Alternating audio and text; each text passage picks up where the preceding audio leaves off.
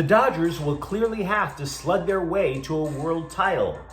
UCLA is still trying to figure out its guard rotation, and the Rams have adjusted their defensive personnel, and we think we might have seen some of the first good results. Good morning. I'm James. This is your daily dose of sports and snark for the greatest sports city in the world, Los Angeles. This is the faithful Angelenos Morning Report. It's October 22nd, 2024. Welcome to the Sanctum Sanctorum of LA Sports, and today, we celebrate people who have the tism. No, not autism, nepotism. It's NBA tip-off tonight, and I'm giving you advance warning. Scribes from sea to shining sea will all be celebrating their joy of tism. If they go to crypto.com arena tonight, they'll simultaneously bawl their eyes out and reach their peak down below while LeBron and Bronny James simultaneously take the court. Oh, let's enjoy the tism. It'll get both slippery and sticky in the press box if you watch the Lakers play tonight. But that's just one part of being an Angeleno. And if you enjoy being in the know about LA sports, clickety-clack the like button. Clickety-clack the subscribe button. There's a notification bell. Hit that. It'll let you know when we drop new content. Sharing is caring. Let people know we exist, and by all means comment. Before we go through the news and notes, we do have a bit of an expanded look at the scoreboard. Arizona 17, Chargers 15. The Bolts lose on a last-second field goal. Now might actually be a good time for the Chargers to rethink their offense. As you can guess from the final score, they did not score a single touchdown. And it's bothersome on a number of levels. First of all, this is a team that wants to run the ball. They've said it from the moment Jim Harbaugh was hired. They're going up against the 29th ranked rush defense in the NFL. And they rushed for 59 yards. 59 yards. They averaged 2.7 yards per attempt. But that's not even the only problem. You have an offensive unit with Justin Herbert. If you recall, it wasn't too long ago where he was considered potentially one of the top 5 quarterbacks in the NFL.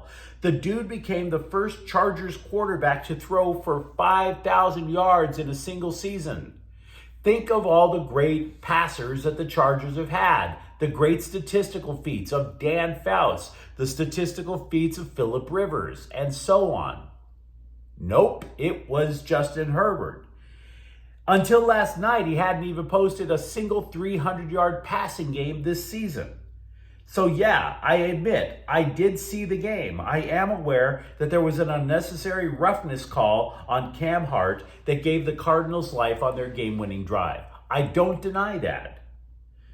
But that's why I'm being so hard on the defense. You're asking a defense, which by the way didn't have Joey Bosa last night, to play chef's kiss perfection in order to get a win with 5 field goals. Why in the hell can't the Bolts get a touchdown? Just one wins the game. So no, I'm not faulting the defense. Way too much pressure is being put on them. Meanwhile, today, Minnesota's at the Lakers at 7.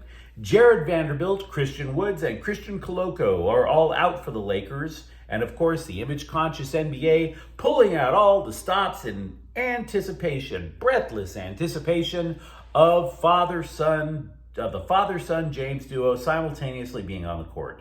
They flew out Ken Griffey Sr. and Jr., who accomplished the feat in Major League Baseball. Oh, and by the way, as a side note, a podcaster is making his debut as Laker coach. I've loved the Lakers for all my life, but man, they've always got to have a soap opera going, I swear. And the Kings are at Vegas at 8 o'clock. The Kings will finish their 7-game season opening road trip in Sin City. Meanwhile, Vegas returns home from a 3-game stretch on the East Coast where they picked up just 1 point. Alex Turcotte has 4 points in 6 games, and let's get to the news. I think many of us get overly emotional when our teams make a playoff run. When I work on the road. I'm currently in Northern California. You can bet your ass I am totally wearing Dodger gear every single day. I'm up there to taunt those folks. Everybody wants to be associated with a winner. Bill Plaschke built his career not on writing about common sense, but whipping your emotions up with every game and every loss. But we like to take a step back and try to at least come up with things that make more sense than just getting emotional. You can see things for how they really are. Consider this. The Dodgers had an amazing streak with 33 consecutive scoreless innings. Overall, their playoff ERA is 4.36, which objectively speaking means they suck. They sucked. The pitching staff has sucked, except for that massive run. It becomes obvious when you look at those numbers that they're just simply going to have to bludgeon the Yankees to win the title. Now, I'm not trying to tell you that every Dodger pitcher sucks. Let's not go there. Let's not. We know that they can rely on relievers Blake Trinan, Michael Kopech, Evan Phillips, maybe even Daniel Hudson, and that will get you 4 quality innings a game. But you don't want to wear them out completely, or else it's going to be batting practice for the Yankees in game 6 or 7. As for the rotation, this should not be taken as fact, but there is reason to believe that the Dodgers will not need multiple bullpen games from their relievers in the World Series. You see, for the National League Championship Series, they were back on the field in a couple of days. They did not have enough downtime to rest the rotation. Right now, we're just waiting until Friday for the series to begin. You can still get 2 starts each out of the pitchers in a 3-man rotation. That just potentially leaves only 1 bullpen game if the Dodgers are willing to go there. As for the pitchers, you're talking, of course, about Yoshinobu Yamamoto, Jack Flaherty, Walker Buehler. For those 3, you're honestly going to have to roll the dice. They can be gangbusters or just faceplant. Just step on a rake right in front of you. You don't know what you're going to get. On one other note, we're mentioning how the Dodgers have to slug their way to the title. I actually think the Dodgers have a good shot of going toe-to-toe with the Yankees there. They are going to feast on that short porch out in right field in Yankee Stadium. If you are old enough as I am, you remember the Dodgers back in the 70s and 1981 when they lost 2 of 3 series to the Yankees. The Dodgers only had just 1 left-handed hitter in the lineup then, 1 switch hitter as well. The Yankees knew what they were doing when they played in Yankee Stadium. They had 4 lefties. So you fast forward to 2024, and the Dodgers can compete.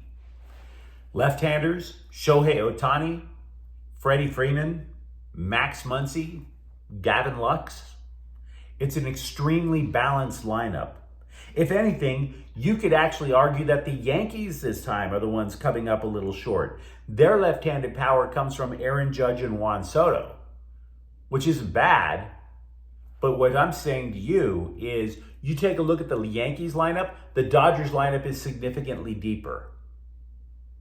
After Judge and Soto, the Yankees have a right-handed power monster in Giancarlo Stanton.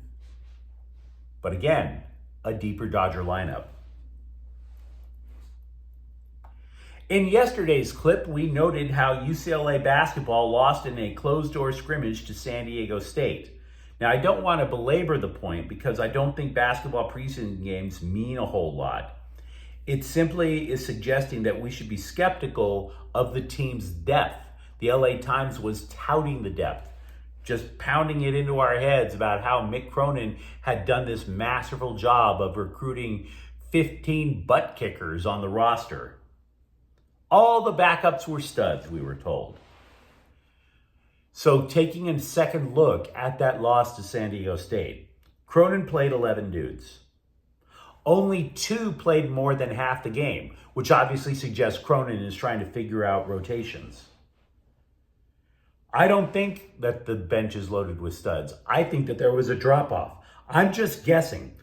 When I say this, I'm just guessing. But I think the drop-off came in the backcourt. Here's why.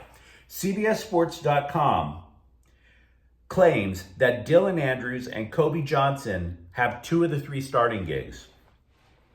We also know from the box score that Andrews and Johnson were the only 2 guys to play more than 20 minutes, which all of that makes sense. Cronin has used 3 guard lineups before, so that leaves 5 guys battling for that last starting gig in a 3 guard lineup. Last year's leading scorer, Sebastian Mack, Sky Clark with 2 Y's in his name, Dominic Harris, Trent Perry, Lazar Stefanovic.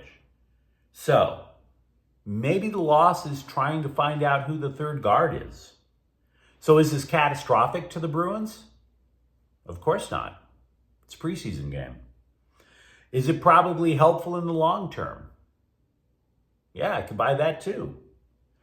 But if you're trying to tell me everyone on that roster is a stone cold killer, no, I don't buy that at all. Not yet, anyway.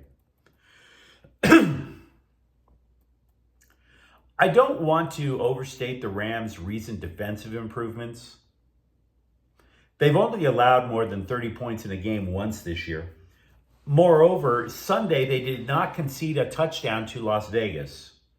So where did the changes start to begin? Well, it would argue that the secondary has been the greatest improvement. Cornerback Darius Williams is now back and playing. Tre'Davious White was a big free agent signing. He's been benched. Not only has he been benched, he's been a healthy scratch for the last couple of games. Turns out it is not that easy to come back from a repaired Achilles tendon. In his place with Darius Williams, Akello Witherspoon has come into play.